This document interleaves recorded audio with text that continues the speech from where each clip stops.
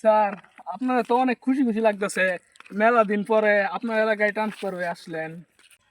অনেকদিন পর মনের আশা পূর্ণ হইলো। স্যারে আমার নিজের এলাকায় ট্রান্সফার করে দিল। কিরে বন্ধু, লাদেন না? কিরে বন্ধু হাবু? স্টপ, দাঁড়ান। আপনি কি বলতেছেন? ওনার হাবু বলতেছেন? উনি আমার স্যার। ওনার নাম জানেন? ওনার নাম হাসান হাবিব। আরে ছোট ভাই তুমি থামো, ও আমার ল্যাংটালের বন্ধু।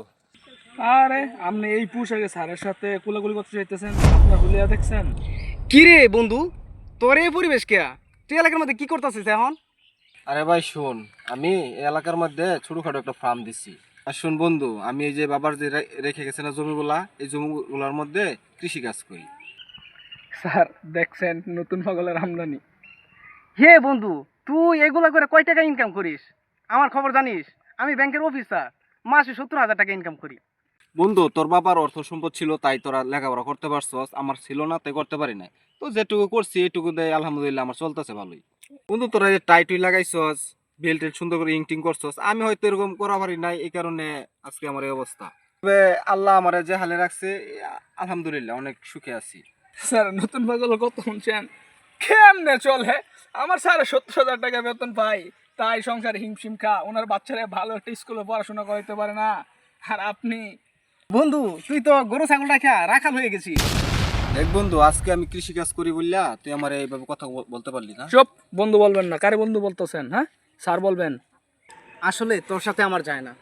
ওর বেতন জানিস? ও আমার ড্রাইভার, মাসে 35,000 টাকা দিই। দেখেন ভাই, আমি আপনাদের মতো পরাধীন হয়ে কাজ করতে চাই না, বুঝছেন? আমি স্বাধীনভাবে কাজ করতে চাই। দেখেন আপনারা চাকরি করেন, যদি অফিস থেকে বসেরা ছুটি দেয় তাহলে ছুটি, আর কিন্তু আমার তো তা না। আমি যখন যেখানে খুশি সেখানে যাইতে পারি। দেখেন ভাই, বাড়িতে যে আমার মা বাবা থাকে, বুঝছেন, আপনারা তো হয়তো বছরেও আসতে পারেন না বাবাকে দেখার জন্য, কিন্তু আমি সর্বক্ষণিক মা বাবার সাথে আছি। তো আমার সাথে আপনাদের কোনো সময় তুলনা হইব না। কিরে বন্ধু, তুই আমার আপনি আপনি বলতাছস? আপনারাই তো বললেন আপনাদের সম্বন্ধে কথা বলতে, আপনার পিএসও বললো।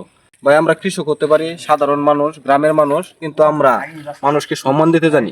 দেখেন ভাই, আপনাদের মতো হারাম খাওয়ার ইচ্ছা আমার নাই। বেশি বাড়াবাড়ি হয়ে যাচ্ছে কিন্তু, মুখ সামলে কথা বল। সত্য কথা একটু দিতেই হয়, হজম করতে শিখেন।